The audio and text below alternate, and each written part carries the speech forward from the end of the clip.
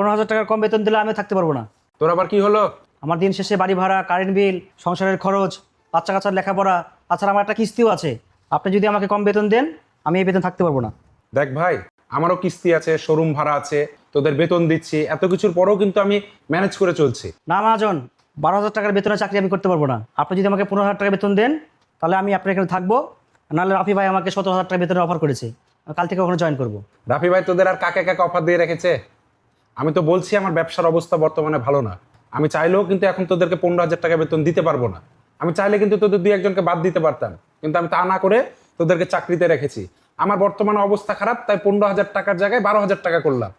তুই একটু অ্যাডজাস্ট করলে ভাই, কয়েক মাস পরে আবার বাড়িয়ে দিব।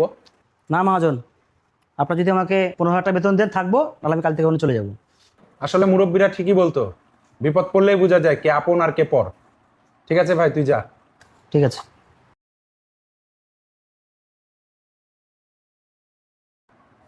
কি ব্যাপার রাসেল, তোমাকে কে অফার দেয়নি? জি বস, আমাকে রাফি ভাই অফার দিয়েছে, কিন্তু আমাকে 17,000 না, আমাকে 20,000 টাকার অফার দিয়েছে। তোমাকে তো ওদের চাইতেও বেশি অফার দিয়েছে, তুমি তো তাহলে চাকরি ছেড়ে দিবা। আসলে তোমাদের সবার ভাগ্য ভালো যাচ্ছে, শুধু দিনটা আমারই খারাপ যাচ্ছে। আরে না মহাজন, আপনি কি যে বলেন! আপনার যখন ভালো ব্যবসা চলছিল, তখন আমরা না চাইতে আপনি বেতন বাড়াই দিয়েছেন। আমাদের আপদ বিপদে সবসময় আমাদেরকে আগলে রেখেছেন। এখন আপনি বিপদে পড়েছেন, এখন আপনার পাশে থাকা আমাদের নৈতিক দায়িত্ব।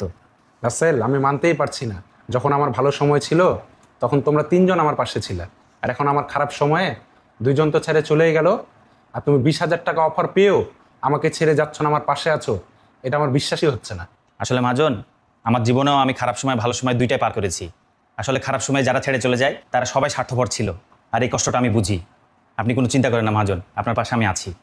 ঠিকই বলেছো রাসেল, এটা একমাত্র তারাই বুঝে যাদের খারাপ সময়ে কাছের মানুষগুলো ছেড়ে চলে যায়। তুমি চিন্তা করো না, সামনে আমার ব্যবসা ভালো হলে আমি তোমার বেতন 20,000 টাকা করে দেবো। আচ্ছা মহাজন। ঠিক আছে, যাও।